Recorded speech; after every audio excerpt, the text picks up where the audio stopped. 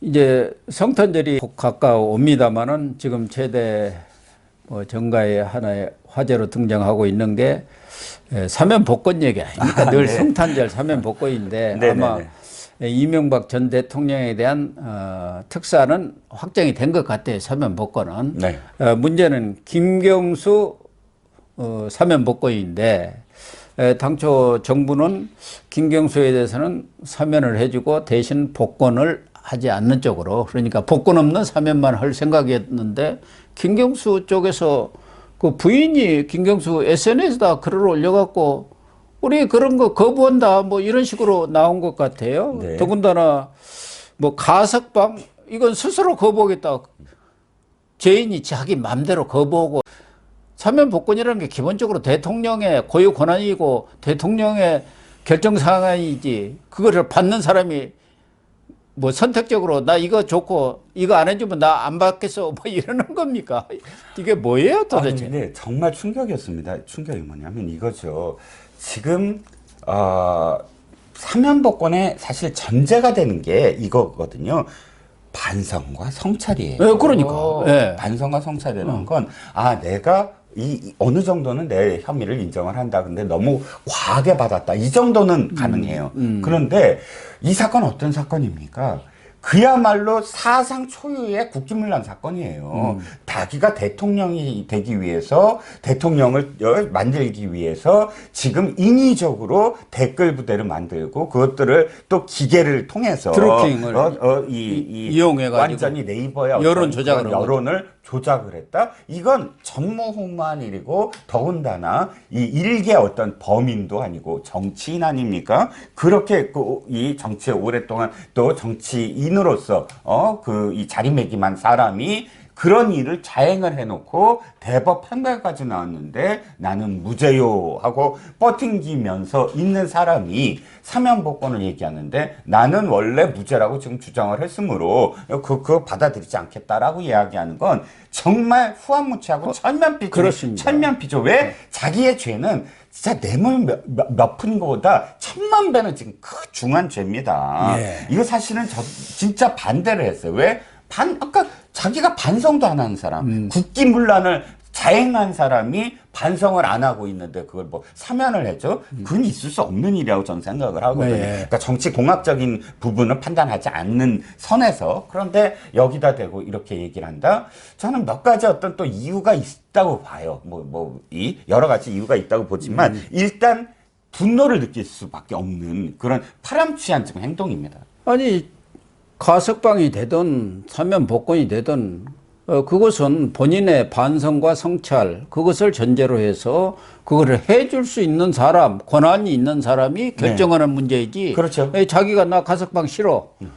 또 사면복권도 복권 없는 사면 그거 MB 사면복권하기 위한 내가 들러리 서기 싫다. 이런 식의 오만방자한 행태를 벌이면은 윤석열 대통령 입장에서도 그래 그럼 없던 일로 합시다. 예. 그만둬. 그럴 수밖에 없을 것 같아요. 저 같으면은. 이 파렴치한들이 얘기하는 게 더 지금 분노를 여기는 게 이거예요. 내가 MB랑 같은 MB를 풀어주기 위해서 나를 해? 라고 이야기하는 거예요. 무슨 지금 정치범입니까? 무슨 MB하고 저하고 급이 같아요. 아니 이명박 대통령, 물론 이명박 대통령의 혐의와 또는 죄는 저는 사실 이 죄를 받아 마땅하다고 생각을 합니다. 다만 그 사람은 전직 대통령이라는 건 국민들의 정말 이 표를 받은 사람이잖아요. 또 국민들의 표를 받았다는 건 우리나라에서는 특정한 어떤 그런 지역이라든지 또는 특정한 이 이념을 가진 사람들은 이런 사람들의 마음에 지금 상처를 준 거 아닙니까? 그러면 그 상처를 치유하기 위한 통합의 과정이 전직 대통령들에 대한 사면이거든요. 그 죄의 여부를 떠나서. 그러면 그것과 자기가 지금 아까도 말씀드렸지만 스스로 나서서 국기문란을 자행하고 처음부터 끝까지 죄를 부인하고 있는 자기가 이명박 대통령의 들러리 또는 이명박 대통령의 저울로서 자기가 참을 수 없다라고 이야기하는 것도 정말 있을 수 없는 일이라고 생각을 합니다. 지난해 말에 MB 사면과 김경수 사면이 거론됐고 그 당시에도 문재인이가 하고 나갔으면 되는데 문재인은 여론이 무서우니까 자기는 딱 그만두고 그냥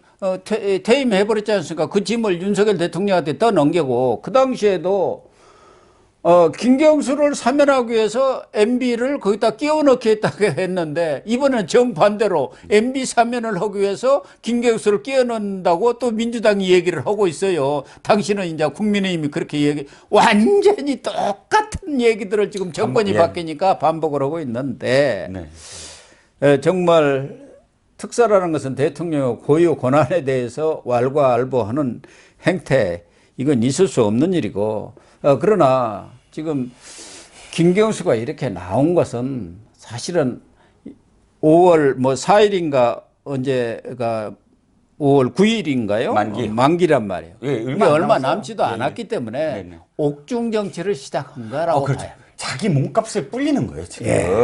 내가 구걸해서 나 안 나가는 사람, 나 지금 나오는 큰 거보다 정치인이야. 이렇게 말하고 5월 9일 날, 그러면 지금 나올 사람이 100명이라면 이렇게 해놓고 5월 9일은 아마도 200명이 나올 거다. 300명이 나올 거다. 이 자가 정말 그런 파렴치함과 더불어서 잔머리를 굴려서 이런 자기 몸값을 불린다. 이것 역시 더 정말 이 욕을 먹어 마땅하죠. 그러니까 네. 이번 특사가 되든 안 되든 또 5월 9일 날 어차피 나오니까 그 이후에 지금 상황을 감안해서 이 김경수로서는 옥중 정치를 하는 것 아니겠습니까? 나는 윤석열하고 싸워갖고 내가 다 임기 채우고 나온 사람이야. 나 큰 정치인이야. 이런 이미지를 지금 신고 있는 거고, 그러고 나와서 친문을 내가 주도해 나가겠어. 이런 생각을 지금 갖고 있다고 봐야죠. 그렇죠. 그러니까 가장 중요한 건 지금 PK가 무주공산이 돼버렸거든요. 예. 사실 원래 문재인이 가장 가까이 있었던 사람이 최인호예요. 예. 부산 운동권에다가 노무현 문재인과 이 가장 가깝게 일을 운동도 하고 했던 사람이지만 이제는 지금 인지도가 없어요. 정적 인지도도 없고 리더십이 없어요. 보면. 그래서 최인호가 아니면 지금 이 PK를 이끌 만한 사람이 없거든요. 그랬을 때 김경수를 자꾸 포장을 시키고 하면서 김경수가 PK의 어떤 리더가 돼서 총선을 이끌게 만들면 그다음 대선까지도 가능하다. 이런 플랜을 갖고 지금 이 김경수를 키우려고 일부러 그러니까 몸집을 키우려고 하는 게 아니냐. 김경수를 이재명 이후에 어떻게 보면 친문이랄까 그런 구심점으로 삼으려는 생각들을 이 친문 세력들은 하고 있는 거 아니겠습니까? 거기에 맞춰서 이 김경수도 옥중 정치를 하고 있는데 이재명의 딜레마가 여가 있는 것 아니겠습니까? 친명들은 별로 달갑지 않은 것 아닙니까? 이재명이가 별일 없이 대표로 있어도 김경수가 나오면은 친문들의 구심점이 돼갖고 이재명의 어떻게 보면은 정적이 될 수가 있는데 자기는 지금 검찰 소환을 앞두고 있는 상태에서 김경수 딱 사면 복권이 안 되더라도 사면돼갖고 나오면은 어쨌든 다음 총선에는 못 나가더라도 2027년까지는 복권된다고 본인들은 생각할 것 아니겠습니까? 그렇죠. 그러면은 이재명이 너는 아웃이야. 이렇게 되니까 친명이 이재명으로서는 딜레마예요. 그럼요. 그러니까 이재명이 지금 당대표가 되는 건 있을 수 없는 일인데 당대표가 된 이유가 딱 한 가지가 있어요. 그 외에 사람이 없었거든요. 예. 그러니까 지금 버티고 있는 건데 김경수가 사실 자기가 스스로 이렇게 한 거라고 생각 안 해요. 저는 다 친문들이 지금 만들고 있다고 생각을 합니다. 왜냐하면 김경수라는 사람의 캐릭터를 제가 잘 알거든요. 되게 그냥 원래는 온순하고 노무현이 살아있었으면 아직도 노무현이랑 농사 지을 수도 있는 마지막까지 순장할 그런 사람이었어요. 처음부터. 근데 이제 이 노무현 대통령 저렇게 된 다음에 문재인한테 와서 여기까지 왔는데 이게 다 친문들의 사실 전략이다. 전해철 아무리 지난번에 경기도지사 나왔는데 전해철이 안 됐잖아요. 이 한계가 다 보이니까 어쨌든 야 경수야 너 지금 나오지 마. 이 다 포장해갖고 5월 9일 날 나오자. 그래서 막 사람들 지지하는 거 보여주고 네가 앞으로 구심점 해. 윤석열과 싸우는 모습을 너는 옥중에서 보여줘. 네네. 이거 아닙니까? 네, 그렇죠. 대립각 탁 세워가지고 그렇습니다. 윤석열 언제로 나 나갈 사람 아니야. 지금 이런 거고. 그렇죠. 그러니까 이재명 입장에서는 박홍근이가 말로는 복권 없는 사면이 무슨 의미가 있느냐 하고 박홍근이도 친명 아닙니까? 그렇게 얘기는 하고 있는데 친명 쪽에서 적극적으로 뭐 김경수 사면을 하라는 얘기는 없지 않습니까? 아, 그럼요. 아, 그럼요. 지금, 자, 보시죠. 이재명이, 이 서운과 관련돼서나 지금 직접적으로 문재인한테 지금 갖고 있는 칼에 대해서 나서서 지금 얘기한 적이 있나요? 없죠. 전 정권에 대해서 이렇게 압박을 가지 마라. 이렇게 나서질 않고 있어요. 네. 그 전에 자기한테 사법 리스크가 이렇게 오기 직전까지는 그래도 지나가는 말처럼 했지만 이 상황은 어떤 상황이냐? 각자 도생이다. 완전히 이재명은 이재명대로 살아야 되고 친문은 친문대로 살아야 되고 이건 점점 더 완전히 그 각자 도생의 어떤 길이 더 드러날 것이다 라고 보여지는 거예요.